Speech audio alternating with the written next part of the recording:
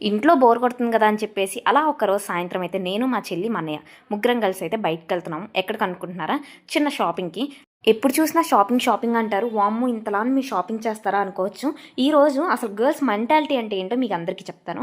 ఫైనల్గా అయితే ట్రెండ్స్కి వచ్చాము. ఎందుకు అనుకుంటున్నారా? ఇక్కడైతే ఇప్పుడు క్లియర్ సేల్ అనేది జరుగుతుంది. సో క్లియర్ సేల్ ఏమైనా బాగుంటాయేమో అని చూడటానికి అయితే వచ్చాను. సో ఇప్పుడు మీకు చెప్తాను గర్ల్స్ మెంటాలిటీ ఏంటంటే, ఫర్ సపోజ్ ఇంట్లో బోర్ కొట్టిందంటే అక్కనో చెల్లినో ఎవరినో ఒకరిని తీసుకొని షాపింగ్కి వెళ్తారు. వెళ్ళిన వాళ్ళు ఏమైనా ఖాళీగా ఉంటారా?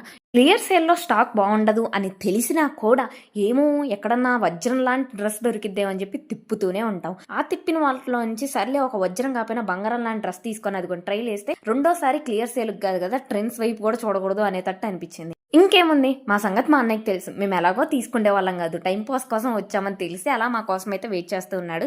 ఆల్మోస్ట్ ఒక హాఫ్ అన్ అవర్ పైన అయితే మాకు టైం పాస్ అయిపోయింది అనమాట. ఇంకా మళ్ళీ వెళ్ళిపోతున్నాం. ఎక్కడికి అనుకుంటున్నారా? ఈసారి మా చిట్టి చెల్లి దగ్గరికి అయితే వెళ్తున్నాము. తినని మీరు ఆల్రెడీ నా రీల్స్లో చూసే ఉంటారు. ఇది బాగుంటుందా? చాక్లెట్ బాగుంటుందా? ఇంకే బాగుంటాయి? అవునా, అయితే అది ఇది వద్దులే నాకు. అబ్బా